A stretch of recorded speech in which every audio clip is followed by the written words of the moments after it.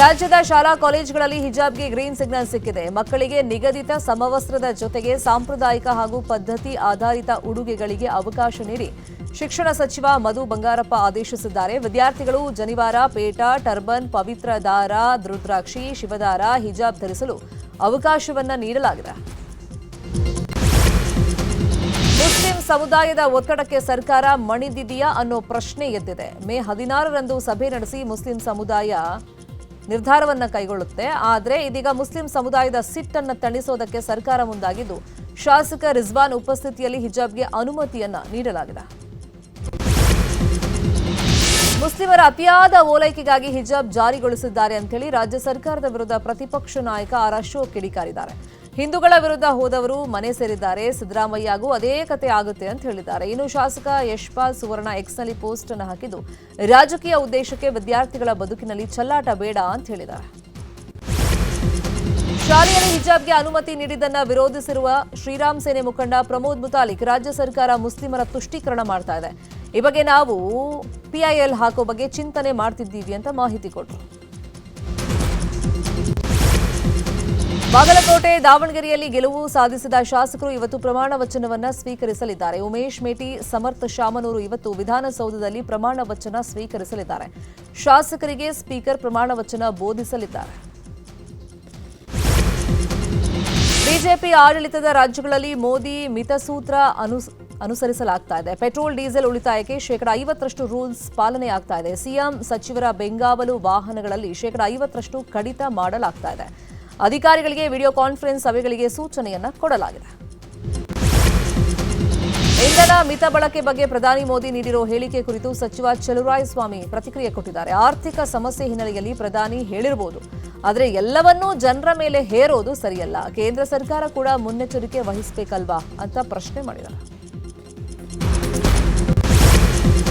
ಮಲೆ ಮಹದೇಶ್ವರ ಬೆಟ್ಟದಲ್ಲಿ ಚಿರತೆ ಆತಂಕ ಮುಂದುವರೆದಿದೆ. ನಾಗಮಲೆಗೆ ಪಾದಯಾತ್ರೆ ತೆರಳುತ್ತಾ ಇದ್ದಾಗ ಬಾಲಕ ಚಿರತೆ ದಾಳಿಗೆ ಬಲಿಯಾದ ಪ್ರಕರಣ ಅರಣ್ಯಾಧಿಕಾರಿಗಳ ನಿದ್ದೆಗೆಡಿಸಿದೆ.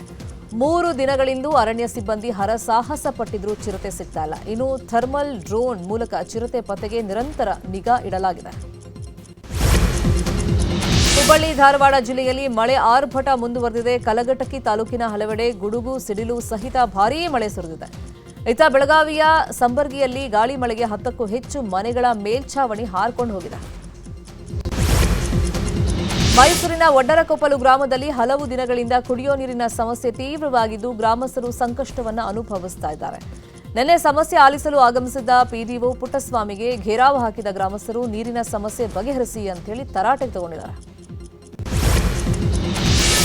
ಶೇಕಡಾ 12.5% ವೇತನ ಹೆಚ್ಚಳಕ್ಕೆ ರಾಜ್ಯ ಸಾರಿಗೆ ನೌಕರರು ಅಸಮಾಧಾನವನ್ನು ವ್ಯಕ್ತಪಡಿಸಿದ್ದಾರೆ. ಈ ಸಂಬಂಧ ಸಾರಿಗೆ ನೌಕರರ ಜಂಟಿ ಕ್ರಿಯಾ ಸಮಿತಿ ಸುದ್ದಿಗೋಷ್ಠಿ ನಡೆಸಿ ಸರ್ಕಾರದ ವಿರುದ್ಧ ಕಿಡಿಕಾರಿದೆ.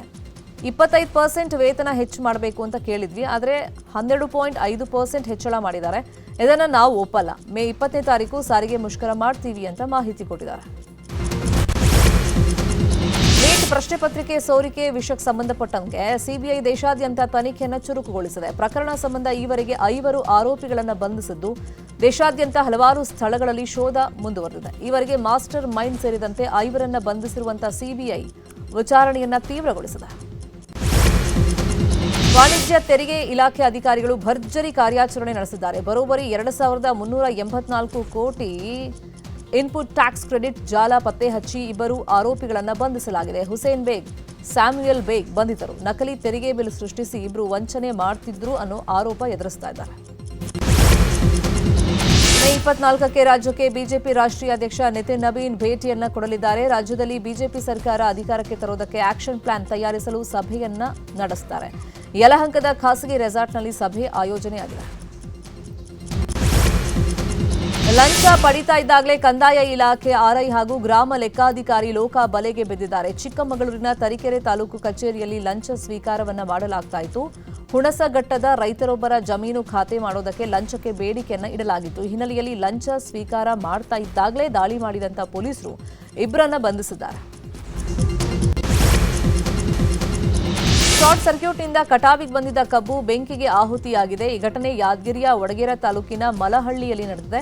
ಸಿದ್ದಪ್ಪ ಶೇಖ್ ಸಿಂಧಿ ಅನ್ನೋರ್ಗೆ ಸೇರಿದಂತ 6 ಎಕರೆ ಕಬ್ಬಿನ ಗದ್ದೆ ಸುಟ್ಟು ಭಸ್ಮವಾಗಿದೆ. ಬೆಂಕಿ ನಂದಿಸೋದಕ್ಕೆ ರೈತರು ಹರಸಾಹಸ ಪಟ್ಟಿದ್ದಾರೆ. ಕೋಲಾರದ ಯಲುವಗುಳಿ ಗ್ರಾಮದ ಹೊರವಲಯದಲ್ಲಿರುವಂತಹ ಸೇತುವೆ ಕುಸಿಯುವಂತ ಹಂತದಲ್ಲಿತ್ತು. ಅರಳಗೇರಿ ಮಾರ್ಗಕ್ಕೆ ಸಂಪರ್ಕ ಕಲ್ಪಿಸುವಂತ ರಸ್ತೆಯಲ್ಲಿ ಸುಮಾರು ಸೇತುವೆಗಳಿದ್ದು ಈ ಪೈಕಿ ಒಂದು ಸೇತುವೆ ಕಳೆದ ವರ್ಷ ಕುಸಿದಿತ್ತು. ಈ ಬಗ್ಗೆ ನಮ್ಮೂರಲ್ಲಿ ನ್ಯೂಸ್ 18 ಕಾರ್ಯಕ್ರಮದಲ್ಲಿ ಸೇತುವೆ ಬಗ್ಗೆ ವರದಿ ಬಿತ್ತರವಾಗ್ತಾ ಇದ್ದಂಗೆ ಎಚ್ಚೆತ್ತ ಅಧಿಕಾರಿಗಳು ಸೇತುವೆಯನ್ನ ಪರಿಶೀಲಿಸಿದ್ದು ದುರಸ್ತಿ ಮಾಡುವಂತ ಭರವಸೆಯನ್ನ ಕೊಟ್ಟಿದ್ದಾರೆ. ದೆಹಲಿಯಲ್ಲಿ ಬ್ರಿಕ್ಸ್ ವಿದೇಶಾಂಗ ಸಚಿವರ ಸಭೆ ನಡೀತಾ ಇದ್ದು ಹಲವು ವಿದೇಶಾಂಗ ಸಚಿವರು ನಿನ್ನೆ ರಾತ್ರಿಯೇ ದೆಹಲಿಗೆ ಆಗಮಿಸಿದ್ದಾರೆ. ಕ್ಯೂಬಾ ವಿದೇಶಾಂಗ ಸಚಿವ ಬ್ರುನೋ ರೋಡ್ರಿಗಸ್ ಪರಿಲ್ಲಾ, ವಿಯೆಟ್ನಾಂನ ವಿದೇಶಾಂಗ ವ್ಯವಹಾರಗಳ ಉಪಸಚಿವ ಮಿನ್ ಹ್ಯಾಂಗ್ ಸೇರಿದಂತೆ ಅನೇಕರು ಆಗಮಿಸಿದ್ದಾರೆ. ರಷ್ಯಾದ ವಿದೇಶಾಂಗ ಸಚಿವ ಸೆರ್ಗೆ ಲಾವ್ರೋವ್ ಅವರನ್ನ ಭಾರತದ ವಿದೇಶಾಂಗ ಸಚಿವ ಡಾಕ್ಟರ್ ಎಸ್ ಜೈಶಂಕರ್ ಭೇಟಿಯಾಗಿದ್ದಾರೆ. ಈ ವೇಳೆ ಮಾತನಾಡಿರುವಂತಹ ಅವರು ಭಾರತ ಮತ್ತು ರಷ್ಯಾ ವಿಶ್ವಾಸಾರ್ಹ ಪಾಲುದಾರರಾಗಿವೆ. ಉಭಯ ರಾಷ್ಟ್ರಗಳ ಸ್ನೇಹ ಸಂಬಂಧ ಬಲಪಡಿಸುವಂತ ನಿಟ್ಟಿನಲ್ಲಿ ಕಾರ್ಯನಿರ್ವಹಿಸುತ್ತೆ ಅಂತ ಹೇಳಿದ್ದಾರೆ. 3 ದಿನಗಳ ಪ್ರವಾಸಕ್ಕಾಗಿ ಅಮೆರಿಕ ಅಧ್ಯಕ್ಷ ಡೊನಾಲ್ಡ್ ಟ್ರಂಪ್ ಚೀನಾಗೆ ಭೇಟಿಯನ್ನು ಕೊಟ್ಟಿದ್ದಾರೆ. ಸುಮಾರು 9 ವರ್ಷಗಳ ಬಳಿಕ ಚೀನಾಗೆ ಭೇಟಿ ಕೊಟ್ಟಿರುವಂತಹ ಅಮೆರಿಕ ಅಧ್ಯಕ್ಷರಿಗೆ ಚೀನಾ ಸರ್ಕಾರದಿಂದ ಅದ್ದೂರಿ ಸ್ವಾಗತ ಸಿಕ್ಕಿದೆ. ಇವತ್ತು ಟ್ರಂಪ್ ಮತ್ತು ಚೀನಾ ಅಧ್ಯಕ್ಷ ಕ್ಸಿ ಜಿನ್ಪಿಂಗ್ ನಡುವೆ ದ್ವಿಪಕ್ಷೀಯ ಸಭೆ ನಡೆಯಲಿದೆ. ಮಳೆ ನಡುವೆಯೂ ನಿನ್ನೆ ನಡೆದಂತಹ ಪಂದ್ಯದಲ್ಲಿ ಆರ್ಸಿಬಿ ರೋಚಕ ಗೆಲುವನ್ನು ಸಾಧಿಸಿದೆ. ರಾಯ್ಪುರ್ನಲ್ಲಿ ಮ್ಯಾಚ್ ನಡೆದಿದ್ದು ರಾಯಲ್ ಚಾಲೆಂಜರ್ಸ್ 6 ವಿಕೆಟ್ಗಳ ಭರ್ಜರಿ ಜಯವನ್ನು ದಾಖಲಿಸಿದೆ. ಇನ್ನು ಪಾಯಿಂಟ್ ಟೇಬಲ್ನಲ್ಲಿ ಆರ್ಸಿಬಿ ಅಗ್ರ ಸ್ಥಾನಕ್ಕೇರಿದು ಪ್ಲೇ ಆಫ್ ಸ್ಥಾನ ಬಹುತೇಕ ಪಕ್ಕಾ ಮಾಡಿಕೊಂಡಿದೆ.